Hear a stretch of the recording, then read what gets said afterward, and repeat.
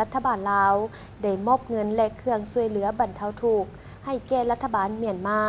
รวมมูลค่าทั้งหมด 4.5 ตื้อกว่ากีบเพื่อช่วยเหลือผู้ที่ได้รับผลกระทบจากภัยธรรมชาติแผ่นดินไหวที่ให้แห้งอันพาให้เกิดผลเสียหายทางด้านชีวิตและทรัพย์สินอย่างมหาศาล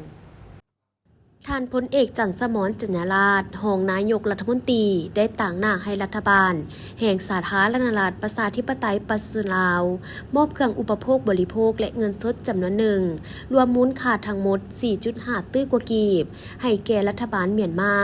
ในวันที่ 4 เมษายน 2025อยู่ที่ห้องว่าการรัฐบาลซึ่งต่างหน้ารับโดยท่านอ่องโกเอกอัครราชทูตวิสามัน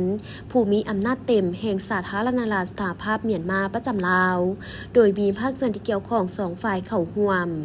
การช่วยเหลือครั้งนี้เพื่อบรรเทาทุกข์ในเบื้องต้นให้แก่ประชาชนเมียนมาที่ได้รับผลกระทบจากภัยธรรมชาติแผ่นดินไหวให้แห้งที่ก่อให้เกิดผลเสียหายทางด้านชีวิตและทรัพย์สินอย่างมหาศาลในโอกาสนี้ท่านพลเอกจันทร์สมรจัญญาราษฎร์ได้แสดงความเศร้าสลดใจอย่างสุดซึ้งต่อรัฐบาลเมียนมาก็คือครอบครัวผู้ที่ได้รับผลกระทบจากเหตุการณ์แผ่นดินไหวในครั้งนี้พร้อมทั้งแสดงความหวังว่าการช่วยเหลือครั้งนี้จะเป็นส่วนหนึ่งในการประกอบส่วนแบ่งเบาความทุกข์โศกของบรรดาผู้ประสบภัยและก็เป็นการแสดงให้เห็นถึงน้ำใจมิตรภาพและความสามัคคีหักแพงของประชาชนลาว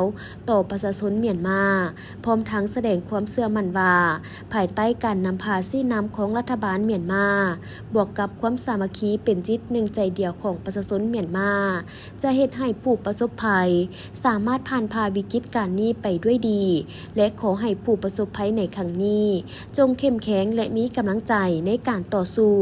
เพื่อให้กลับคืนสู่สภาพปกติโดยไวท่านอ่องโกก็ได้แสดงความขอบใจต่อรัฐบาลแห่งสาธารณรัฐประชาธิปไตยประชาชนลาว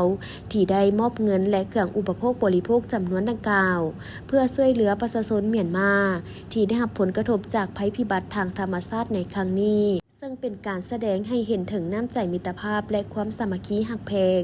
ระหว่างรัฐบาลเมียนมาและรัฐบาลลาวก็คือประชาชนสองชาติเมียนมาลาวพร้อมทั้งแสดงความขอบใจต่อรัฐบาลลาวที่เห็นได้ความสำคัญส่งทีมกู้ภัยเข้าไปช่วยเหลือเพื่อกอบกู้เอาผู้ประสบภัยที่ติดอยู่จุดตึกถล่ม